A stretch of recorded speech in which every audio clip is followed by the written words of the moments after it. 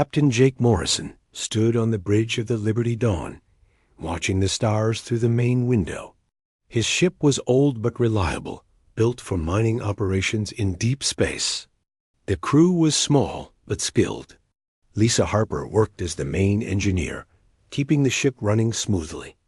Carl Johnson handled weapons and security, while Amy Foster was their best pilot. They were flying through the Kepler 442 system, looking for valuable metals and rare materials. 3 years ago, this place had been home to millions of alien beings. Called the Zelakri, now it was empty and silent. The Zelakri had left in a hurry after fighting a war with some unknown enemy. Nobody knew what happened to them or where they went. Jake had been a salvage captain for 15 years. He knew how to find valuable things in abandoned places. The Kepler 442 system was full of wrecked ships and broken space stations. Most salvage. Crews avoided this area because it was too far from human space. But Jake thought the long trip would be worth it if they found something really valuable. "Captain, I'm picking up something big on the sensors," Amy called from her pilot's seat. "It's about 2 million kilometers away, hidden in the asteroid field." Jake walked over to look at the scanner display. The object was huge, much bigger than their ship. It looked like a vessel of some kind, but it was hard to tell from this distance. "Can you get us closer without hitting any rocks?" "Sure thing." "Captain, give me 20 minutes, Amy replied. She was good at flying through dangerous areas. As they got closer, the object became clear on their screens. It was definitely a ship, but not like any human vessel Jake had ever seen. The hull was dark and angular, with strange symbols carved into its surface. Parts of it were clearly damaged, with holes and missing sections throughout the structure. "That's Zelakri design," Carl said, studying the ship through binoculars. "But it's been stripped. Most of the external weapons are gone, and I can see empty spaces where equipment used to be." Lisa looked at her engineering displays. "The power readings are very low, but there's still some energy coming from the core. This thing isn't completely dead." Jake felt excited. A Zelakri warship, even a damaged one, could contain technology worth millions of credits. The aliens were known to be advanced, but humans had never been able to study their ships this closely before. Most encounters with the Zelakri had been brief and unfriendly. "Amy, take us to the docking bay."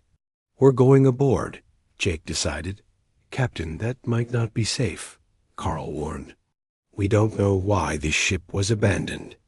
There could be dangerous systems still active, or maybe even hostile aliens still on board." "We'll be careful," Jake replied. "But we can't pass up this chance. Lisa, what do you think? Is it safe to dock?" Lisa studied her instruments for several minutes. "The atmosphere is gone, so we'll need suits. But I don't detect any major power surges or weapon systems. I think we can risk it." The Liberty Dawn moved slowly toward the alien vessel. Amy found a docking port that looked compatible with their ship's airlock. The connection was rough, but it held. Jake, Lisa, and Carl put on their spacesuits and prepared to board the mysterious ship. The airlock opened with a hiss of escaping air. Beyond it was a dark corridor filled with floating debris. Their helmet lights cut through the darkness, revealing walls covered in the same strange symbols they had seen on the outside. "The gravity is off," Lisa noted as they floated through the corridor. "But there's still some power flowing through the main systems." They made their way deeper into the ship, following signs that looked like they might lead to the command center. The vessel was enormous, with corridors that seemed to stretch on forever. Many rooms were empty, stripped of equipment and furniture. It was clear that someone had taken anything valuable before abandoning the ship. "Look at this," Carl said, shining his light on a wall panel. "These blast marks look recent. This ship was in a fight not too long ago." Jake examined the damage. "But why would they abandon it? Even damaged, this thing is worth a fortune." They finally reached what appeared to be the bridge.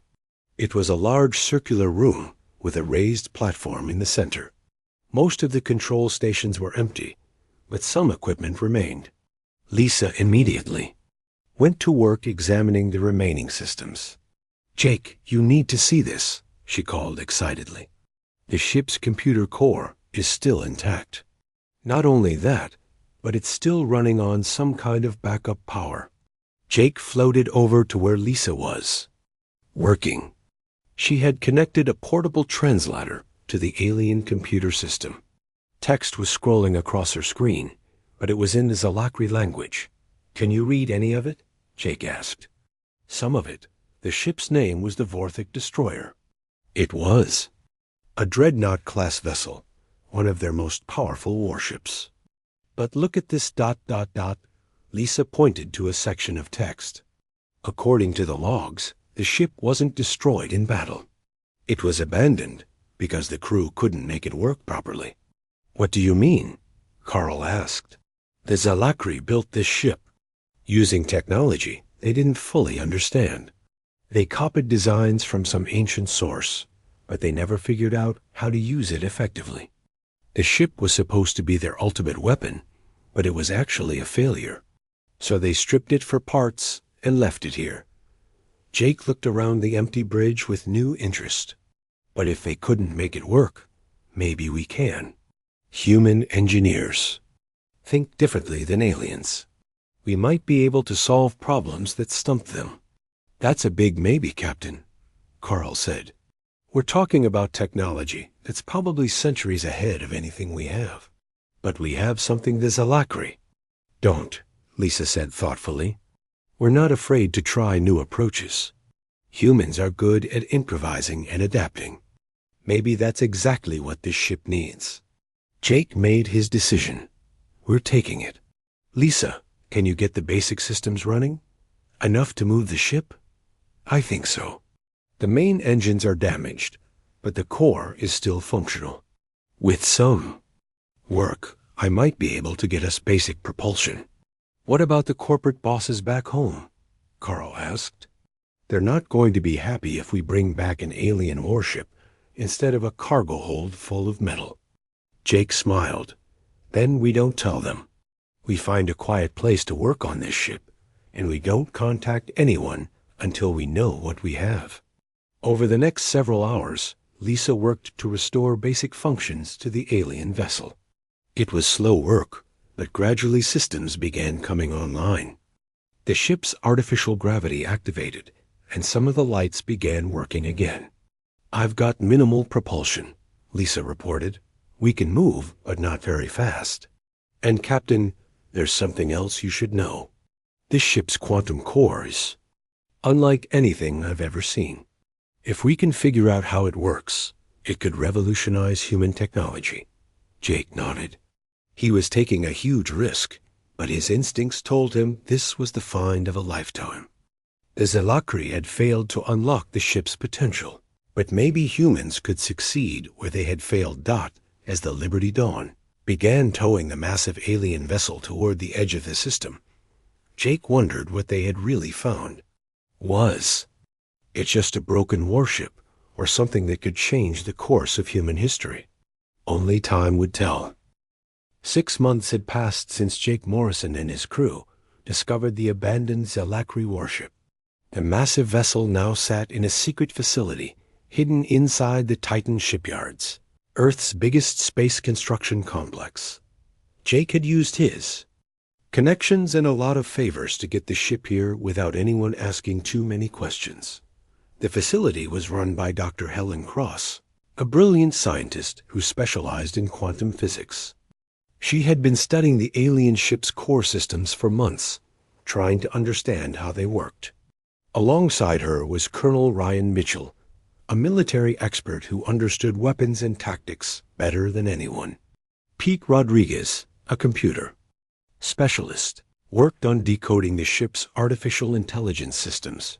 Lisa Harper had become the chief engineer for the project. She spent most of her time crawling through the ship's massive engine rooms, trying to figure out how the alien technology functioned. The work was frustrating and dangerous. Several times, experimental systems had overloaded and nearly killed members of the team. The problem is that we're trying to understand technology that's thousands of years more advanced than ours, Dr. Cross explained to Jake during one of their weekly meetings. It's like showing a steam engine to someone from the Stone Age and expecting them to build a car. Jake looked at the reports spread across the table. After 6 months of work, they had managed to restore basic power to about 60% of the ship's systems. But they were nowhere near understanding how the really advanced technology worked. What about the quantum core? Jake asked. Lisa says it's the key to everything. Dr. Cross nodded. She's right. The core doesn't just provide power. It actually manipulates space and time on a quantum level. But the way the Zalakri built, it is very crude. They were copying something they didn't understand, so they made it much more complicated than it needed to be. Pete looked up from his computer terminal. I've been working on the ship's AI system. It's not destroyed like we thought. It's been sleeping, waiting for someone to wake it up properly. Sleeping? Colonel Mitchell asked. You mean it's still functional? More than functional. It's been watching us work for the past 3 months.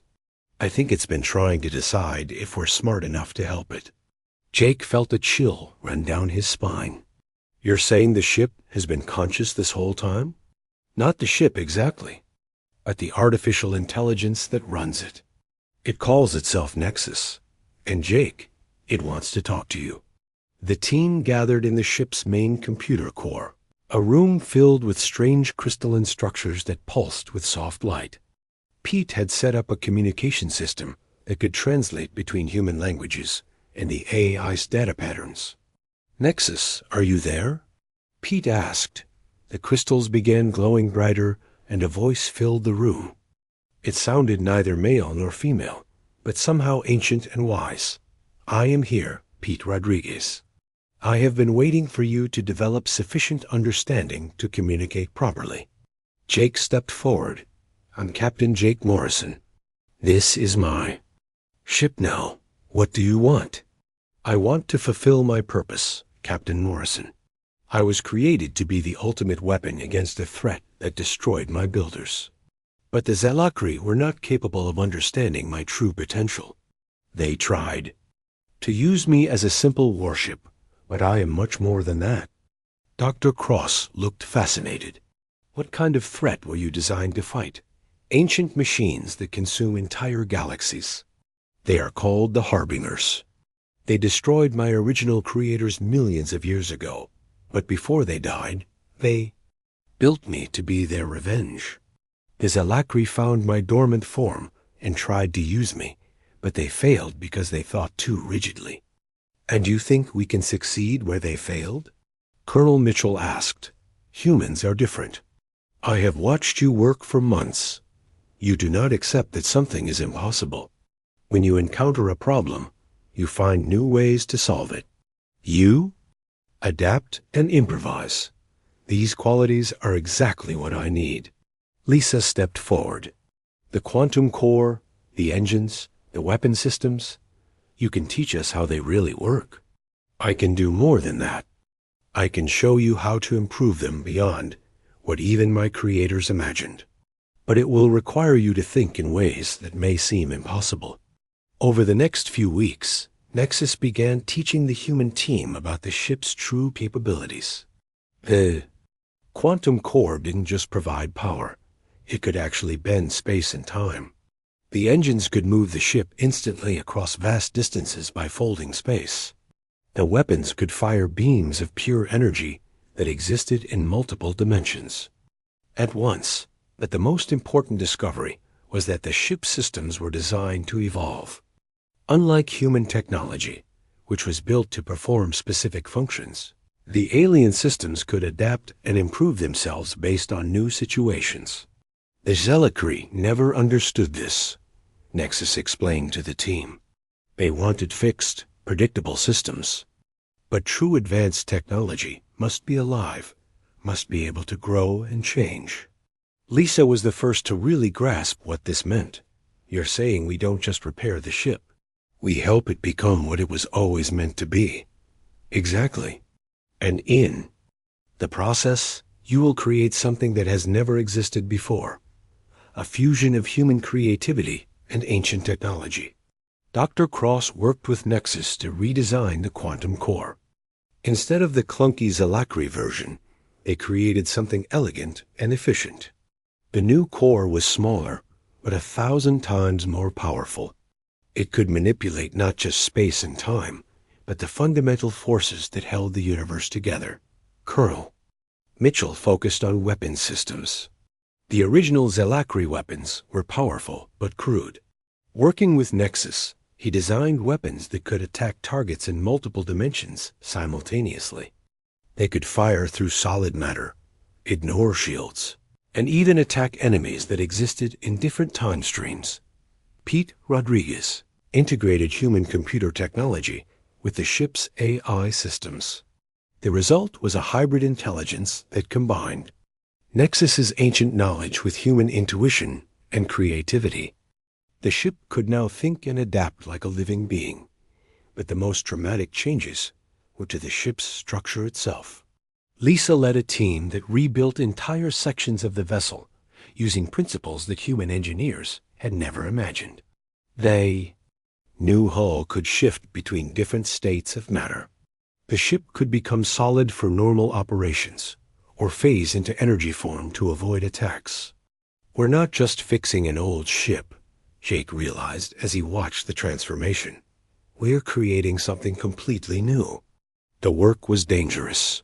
Several times, experimental systems overloaded and nearly destroyed the facility. 2 engineers were killed when a quantum field generator exploded. But the team kept working, driven by the knowledge that they were creating something unprecedented. After 8 months of intensive work, the ship was ready for its first test. It no longer looked like the vessel they had found in the asteroid field. The hull was sleek and organic-looking, more like a living creature than a machine. Strange energy patterns flowed across its surface, and it seemed to pulse with its own heartbeat. What should we call it? Lisa asked as they stood in the new command center. Jake thought for a moment. The Defiant. Because it defies everything. We thought we knew about what was possible. Nexus's voice filled the room. The Defiant. I approve of this name. It reflects the human spirit that has made this transformation possible. Colonel Mitchell ran final checks on the ship's systems. All stations report ready, Captain. The Defiant is prepared for its maiden voyage. Jake settled into the captain's chair, which had been redesigned to interface directly with the ship's systems. He could feel the vessel's power thrumming through the deck plates beneath his feet. Take us out, Amy, he ordered. Amy Foster, now the ship's primary pilot, activated the new propulsion system. The Defiant didn't accelerate like a normal ship. Instead, it simply folded space around itself and appeared outside the shipyard in an instant. Incredible, Dr. Cross breathed. We just moved 50,000 kilometers in 0 time. But their celebration was short-lived. Long-range sensors detected something approaching from the edge of the solar system. Ships, but not human vessels. The energy signatures were familiar, but wrong. Those are Zalakri designs, Colonel Mitchell reported, but they're much bigger than anything in our databases. Nexus's voice carried a note of concern. The Harbingers have found us. They are using Zalakri technology, but they have improved it far beyond what the original builders achieved. Captain Morrison, our first test may also be our first battle. Jake gripped the arms of his chair. They had created something powerful, but they were about to discover just how powerful it really was. The Defiant would either prove itself as the ultimate weapon, or humanity would face extinction at the hands of an ancient enemy. All hands to battle stations, Jake commanded. Let's see what this ship can really do. The Defiant hung in space near the edge of Earth's solar system. its hull shimmering with quantum energy. Jake Morrison stood on the bridge, watching as 3 large ships approached from deep space. They looked like Zalakri vessels, but something was wrong with them. They were too big, too perfect, and they moved with an unnatural precision. Range to target? Jake asked. 2 million kilometers and closing, Colonel Mitchell reported from the weapons station. They're not responding to our communications. Doctor. Cross studied her sensors. Captain, those ships are definitely built from Zalakri technology, but they've been modified. The energy readings are off the charts. Whatever did this to them has technology that makes even our improvements look primitive. Nexus's voice filled the bridge. Those are not Zalakri ships anymore. They are Harbinger constructs. The enemy has taken Zalakri vessels and transformed them into extensions of their own consciousness. Amy Foster looked nervous at her pilot. Station. Captain, should we run?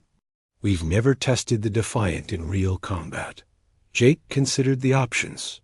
They could use the ship's quantum drive to escape instantly, but that would mean abandoning Earth to whatever these things planned to do.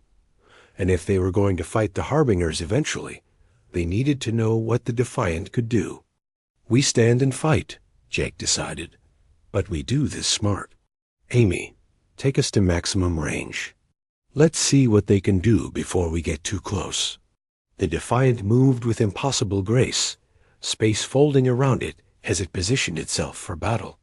The 3 enemy vessels responded immediately, accelerating toward them at speeds that should have been impossible for ships their size.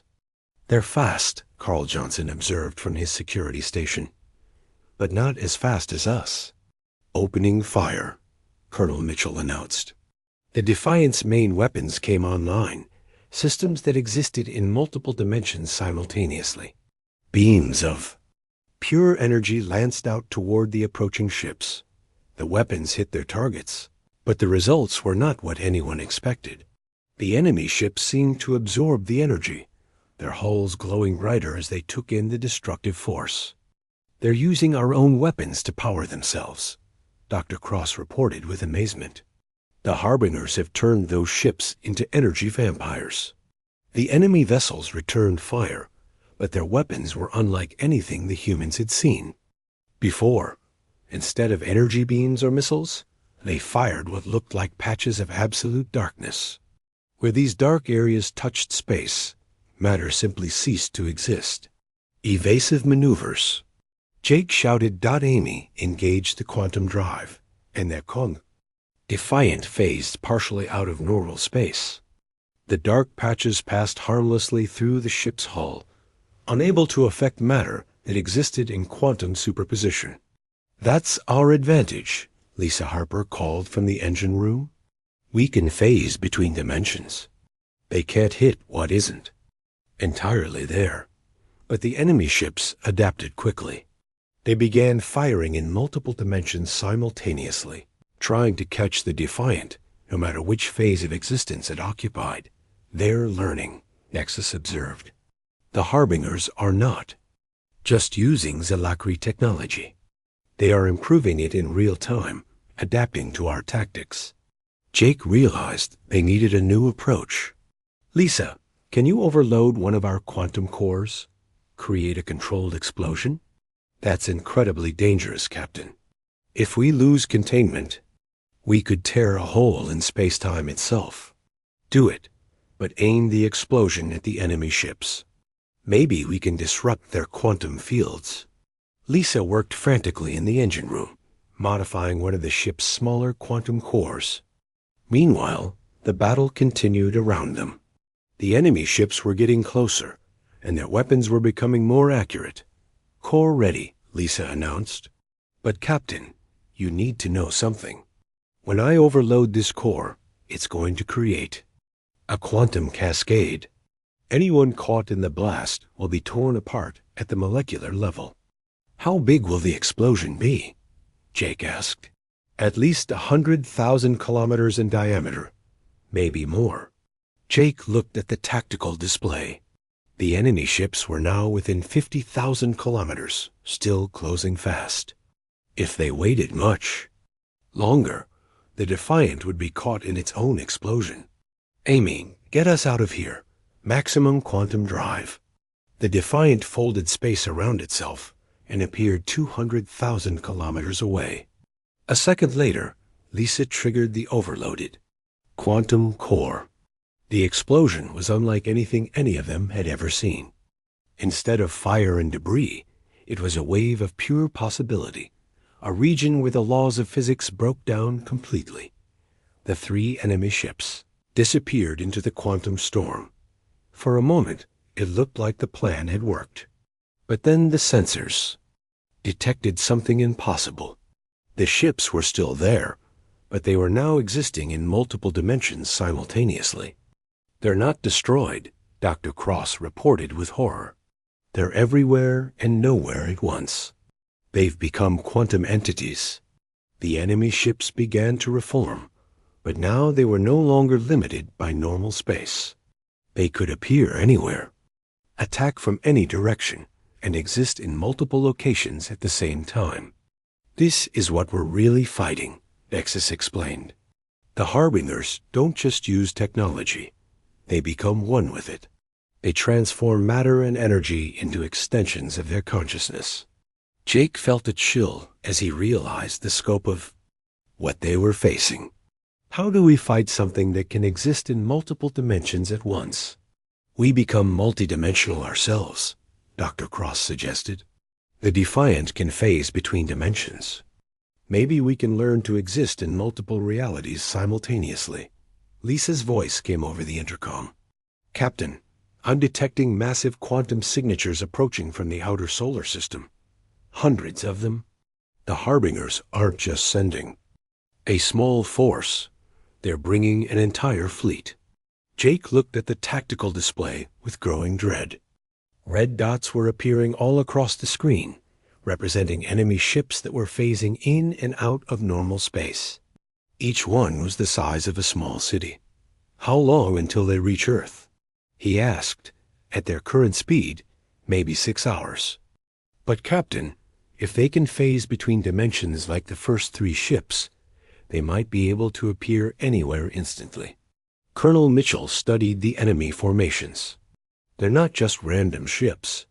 This is a coordinated invasion force.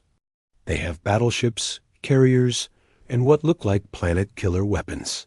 The Harbingers have decided that humanity is a threat," Nexus explained. "Your rapid technological advancement, your ability to adapt and improve, it frightens them. They have decided to eliminate your species before you can become too dangerous." Jake felt the weight of responsibility settling on his shoulders. The Defiant was powerful, but it was just one ship against an entire fleet. Even with its advanced technology, the odds were impossible. "We need help," he realized. "We can't do this alone." "The human fleet?"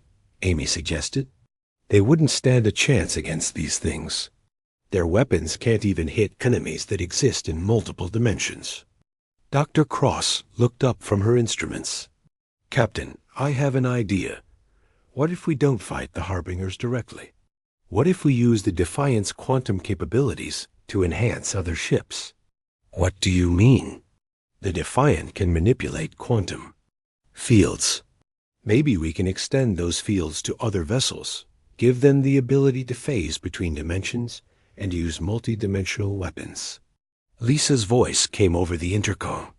"It's possible, but it would require us to link our quantum core to every ship in the fleet. We'd be sharing our power with hundreds of vessels." "That sounds risky," Colonel Mitchell observed. "What if we can't maintain the connections? What if the other ships can't handle the quantum energy?" Jake thought about the alternatives. Earth's defense fleet was powerful by human standards, but completely inadequate against the Harbingers. The Defiant alone couldn't stop an invasion force of this size. They needed to take the risk. "Do it," he decided. "Contact Admiral Sullivan. Tell her we have a plan to upgrade the entire fleet." "Captain, Pete Rodriguez called from his station. "I'm picking up transmissions from the Harbinger fleet. They're not trying to communicate with us. They're talking to each other. Can you decode them?" "Some of it. They're calling this operation Final Cleansing. They plan to destroy not just humanity, but every trace of human civilization. They want to erase us from history itself." Jake felt a cold anger building in his chest. The Harbingers weren't just invaders. They were genocide machines, determined to wipe out entire species. But they had made one mistake. They had given humanity time to prepare, time to build something that could fight back. Nexus, can the Defiant's quantum systems handle linking with the entire Earth fleet? It will be difficult, but possible. However, Captain Morrison, you must understand the risk. If we fail, the quantum feedback could destroy not just the Defiant, but every ship we're connected to. And if we don't try, the Harbingers will destroy Earth anyway. Jake looked around the bridge at his crew. We've come this far. We've built something incredible. Now we find out if it's enough to save our species. The Defiant turned toward Earth, quantum drives engaging at maximum power. Behind them, the Harbinger fleet continued its approach, hundreds of ships phasing in and out of reality like nightmarish ghosts. The battle for humanity's survival was about to begin. Admiral Kate Sullivan stood in the command center of Earth's orbital defense station, watching the tactical display with growing alarm. The screen showed hundreds of red dots moving toward Earth, each one representing a Harbinger vessel. Her defense fleet looked tiny in comparison. "Admiral, we're receiving a transmission from the Defiant," her communications officer reported. "Put it through," Kate ordered. Jake Morrison's face appeared on the main screen. "Admiral Sullivan, we need to talk. The ships heading toward Earth aren't just powerful. They exist in multiple dimensions. Our normal weapons can't touch them." "Are you telling me we're defenseless?" Kate asked. "Not if you let us help. The Defiant can extend its quantum fields to your ships, give them the ability to fight these things. But we need to act fast." Kate looked at her tactical officer. "How long? Until the enemy fleet reaches Earth?" 3 hours, Admiral. Maybe less if they can phase jump like the reports suggest." She made her decision. "Do it, Captain Morrison. What do you need from us?" "Form up your ships in a defensive formation around Earth. We'll link our quantum core to your vessel's one. At a time. It's going to feel strange, but don't fight it." The next 2 hours were frantic. The Defiant moved from ship to ship, extending quantum field generators to each vessel in the Earth fleet. The process was dangerous. Several ships lost power completely when their systems couldn't handle the quantum energy. But gradually, a network of enhanced vessels formed around Earth. Dr. Cross monitored the process from the Defiant's bridge. "The quantum links are holding, but barely. We're pushing the core to its absolute limits." "How many ships are we connected?" 2L? Jake asked. 247 combat vessels, plus the orbital defense stations. "Captain, if we lose containment, the feedback will destroy everything in the solar system." Jake nodded grimly. They were taking an enormous risk, but it was their only chance. The Harbinger fleet was now close enough to see with optical sensors. The enemy ships were massive, each one the size of a small city. They moved in perfect formation, phasing in and out of normal space like ghosts. Enemy fleet entering weapons. "Range," Colonel Mitchell reported. "They're targeting Earth's major cities." The Harbingers opened fire with their reality-destroying weapons. Dark patches of nothingness streaked toward the planet, but Earth's enhanced defense grid was ready. The orbital platforms, now equipped with quantum shielding, created barriers of folded spacetime that redirected the attacks harmlessly into empty space. "It's working," Amy Foster shouted from her station. "The quantum shields are holding." But the Harbingers adapted quickly. Their next attack came from multiple dimensions simultaneously. Weapons fire appeared inside Earth's atmosphere, bypassing the orbital defenses entirely. Several cities were hit before the defense grid could respond. "There, learning our tactics," Nexus observed. "Each attack is more sophisticated than the last." Jake studied the tactical display. The Harbinger fleet was spreading out, surrounding Earth completely. They were preparing for a coordinated assault that would overwhelm the defense grid. "Admiral Sullivan, we need to take the fight to them. If we stay on the defensive, they'll eventually break through." Kate's voice came over the communication channel. "Agreed. All ships, prepare for assault formation. We're going to hit them before they can complete their encirclement." The enhanced Earth fleet moved out to meet the Harbingers. The battle that followed was unlike anything in human history. Ships phased in and out of multiple dimensions, firing weapons that existed in several realities at once. The Harbinger's reality-destroying beams met quantum torpedoes that could exist in multiple locations simultaneously, but the enemy had advantages beyond just numbers. Their ships could merge together, combining their firepower into single massive weapons. When two Harbinger vessels merged, the result was something that could destroy entire moons with a single shot. "We're losing ships," Colonel Mitchell reported. "The quantum links are failing under the strain." Jake watched as one of Earth's cruisers disappeared into a patch of absolute darkness. The quantum connection snapped, sending feedback through the network. Two more ships lost power as their systems overloaded. "We need a new strategy," Dr. Cross said. "The Harbingers are too adaptable. Every tactic we try, they counter within minutes." Pete Rodriguez looked up from his station. "Captain, I'm still monitoring their communications. They're not just adapting to our tactics. They're downloading our tactical database every time. They destroy one of our ships." "What?" Jake turned to face him. "You mean they're learning from our own computers?" "Exactly. Every time we lose a ship, they gain access to all our strategic plans, all our weapon specifications, everything. They're using our own knowledge against us." Jake felt a chill as he realized the implications. That's why they're getting better so fast. They're not just fighting us, they're becoming us. The battle continued to go badly for the human forces. The Harbingers seemed to anticipate every move, counter every strategy. Their ships adapted faster than the humans could develop new tactics. "Captain," Lisa's voice came over the intercom, "I'm detecting something strange. The Harbingers aren't just destroying our ships. They're harvesting something from them." "Harvesting what?" "I'm not sure, but it looks like they're extracting quantum signatures from the crew members. They're taking something from the people they kill." Nexus's voice carried a note of horror.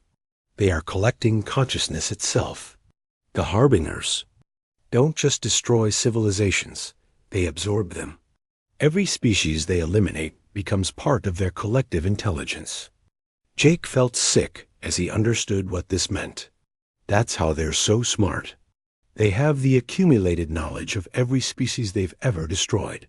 And now they're adding human knowledge to their collection. Dr. Cross said grimly. The tactical situation was becoming desperate. Half the Earth fleet was gone, and the Harbingers were closing in on the planet itself.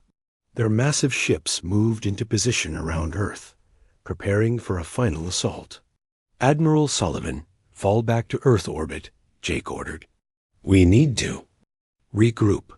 "Negative, Captain Morrison. If we retreat now, they'll destroy the planet. We have to hold them here." But even as she spoke, Kate knew the situation was hopeless. The Harbinger fleet was too large, too advanced, and too adaptable. They had turned humanity's own strengths against them. "Captain," Amy called from her station, "I'm detecting massive quantum signatures approaching from the outer solar system. More Harbinger ships are arriving." Jake looked at the tactical display with despair. The new arrivals weren't just ships. They were enormous constructs, each one the size of Earth's moon. They moved slowly but inexorably toward the inner solar system. Planet killers, Colonel Mitchell identified. Each one of those things can destroy an entire world. How long until they reach Earth? Jake asked. At their current speed, maybe 4 hours. But if they can phase jump like the other ships ... they'll be here in minutes, Jake finished. The situation was beyond desperate.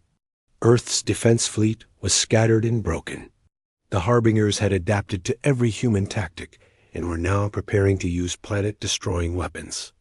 It seemed like the end of human civilization was at hand. But then Pete Rodriguez made a discovery that changed everything. Captain, I've been analyzing the quantum signatures from the destroyed ships. The Harbingers aren't just collecting human consciousness. They're collecting something else, too. What?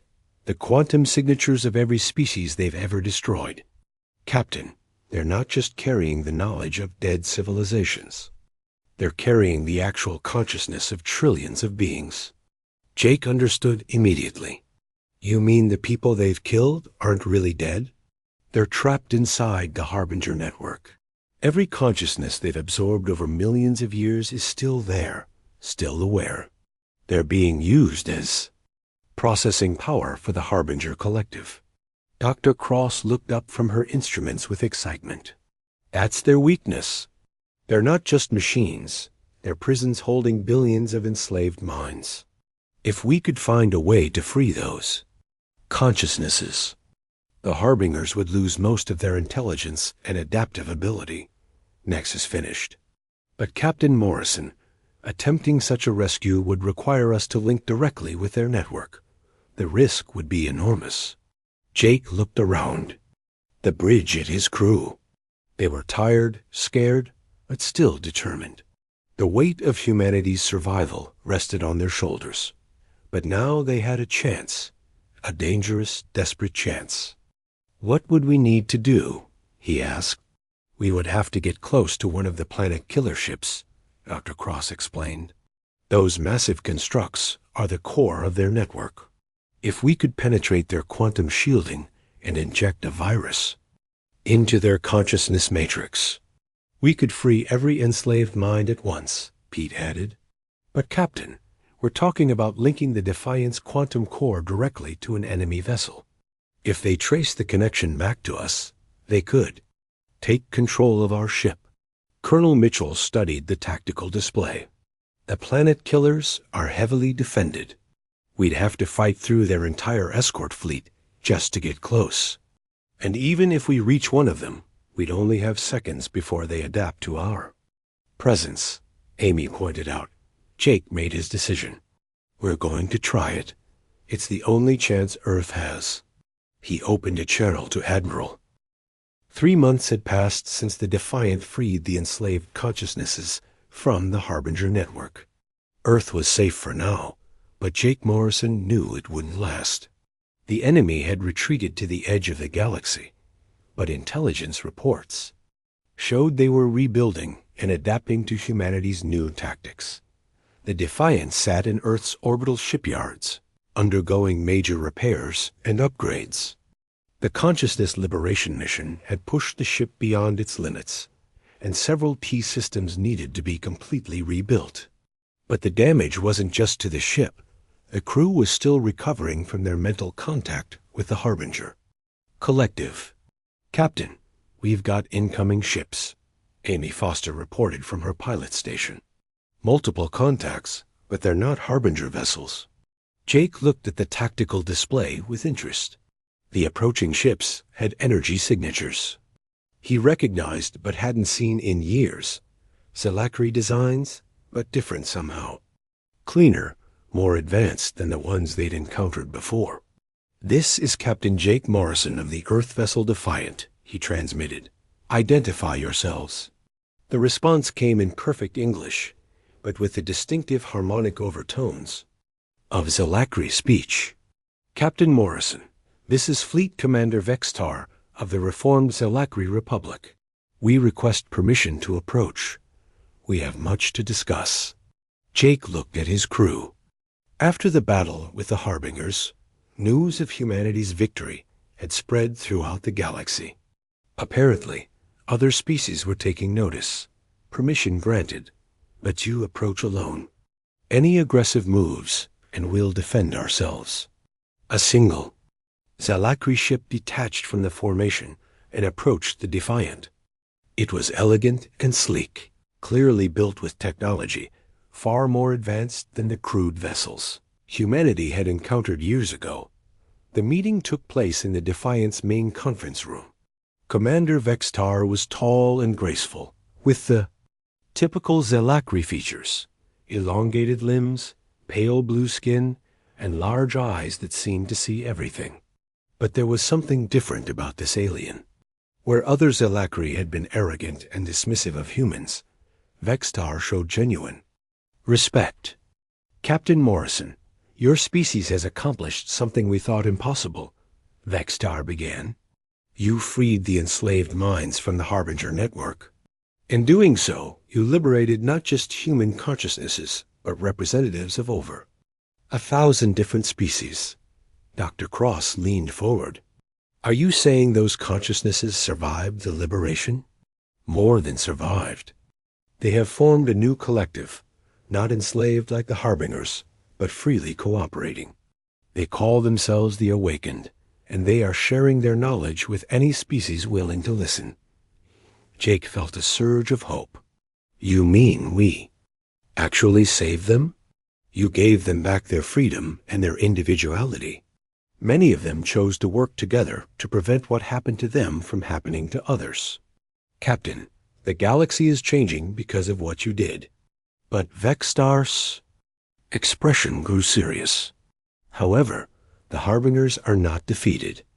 They have retreated to the galactic core, where they are rebuilding, and they are angry. They see humanity as the greatest threat they have ever faced." Colonel Mitchell spoke up. "How long do we have before they return?" "Our scouts estimate 6 months, perhaps less. But when they come back, it will not be with a few hundred ships. They are mobilizing their entire force, millions of vessels, planet killers, reality destroyers that can unmake entire star systems." The room fell silent as the implications sank in. The Defiant had won a battle, but the war was far from over. Jake thought about Earth, about the billions of people who had no idea how close they had come to extinction. "What do you propose?" "An alliance," Vextar replied. "The reformed Zalakri Republic, the Awakened Collective, and dozens of other species are willing to stand with humanity. But we need your ship, Captain Morrison. The Defiant is the only vessel that has successfully penetrated Harbinger defenses." Over the following weeks, representatives from across the galaxy arrived at Earth. The planet became the center of an unprecedented alliance. Species that had been enemies for millennia put aside their differences to face the Harbinger threat. The alliance brought resources and knowledge beyond humanity's wildest dreams.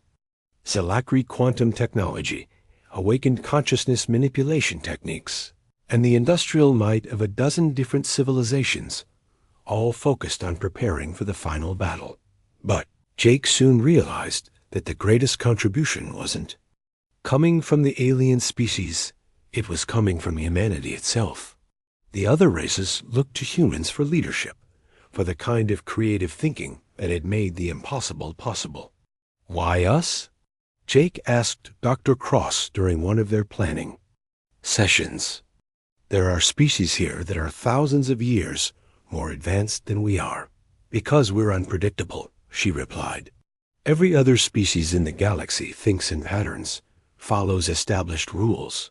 But humans break rules, try impossible things, refuse to accept that something can't be done.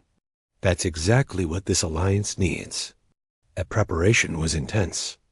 Earth's shipyards worked around the clock, building new vessels based on Defiant technology. But these weren't copies. Each ship incorporated improvements suggested by different alliance species. The result was a fleet unlike anything the galaxy had ever seen. Lisa Harper led the engineering teams that designed the new ships. "We're not just building warships," she explained to Jake. We're creating vessels that can adapt in real time, that can evolve during battle. The Harbingers won't be able to predict what they can do, because even we don't know their full capabilities. The Alliance fleet grew to over 10,000 ships, each one equipped with hybrid technology that combined the best innovations from dozens of species. But Jake knew that numbers alone wouldn't be enough. The Harbingers had millions of vessels, and they were rebuilding with new capabilities designed specifically to counter human tactics. We need something they won't expect, he told the Alliance Council. Something so different from normal warfare that they can't adapt to it. The answer came from an unexpected source. Pete Rodriguez had been working with representatives from the Awakened Collective, studying the consciousness patterns they had recovered from the Harbinger network. Captain, I think I know how to beat them, Pete announced during a briefing. The Harbingers aren't just machines. They're a collective consciousness that has been growing for millions of years. But consciousness has a weakness. It can be infected with ideas. What kind of ideas? Jake asked. Doubt, fear, uncertainty. The Harbingers have always been certain of their purpose, confident in their superiority. But what if we could make them question themselves? Dr. Cross understood immediately. A philosophical virus. Not just a computer program, but an actual idea that would spread through their collective consciousness. Exactly. And I know what idea would work. The concept of individual worth. The Harbingers see organic life as inferior, as something to be eliminated. But what if we could make them understand that every individual consciousness has value? The plan was ambitious beyond anything the Alliance had attempted. They would create a consciousness virus based on human concepts of individual rights and personal freedom. But delivering it would require getting close to the Harbinger Collective's core, a massive construct at the center of the galaxy that served as their central intelligence. 6 months later, long-range sensors detected the Harbinger. Return. The enemy fleet was enormous, millions of ships arranged in formations that stretched across entire star systems. They moved with perfect coordination, heading directly for Earth. All Alliance ships. Prepare for final battle, Jake transmitted. From the Defiance Bridge. Remember, we're not just fighting for our own species. We're fighting for the right of all consciousness to exist freely. The battle began at the edge of the solar system. The Alliance fleet met the Harbingers in a clash that made their previous encounter look like a minor skirmish. Ships phased. Between dimensions, reality-destroying weapons tore holes in space itself, and the very fabric of the universe seemed to strain under the assault. But this time, humanity was ready. The Alliance ships adapted faster than the Harbingers could counter them. Each vessel incorporated lessons learned from 1,000 different species, creating tactical combinations that no single race could have developed. The Defiant led a strike, forced toward the Harbinger core construct, fighting through waves of enemy ships.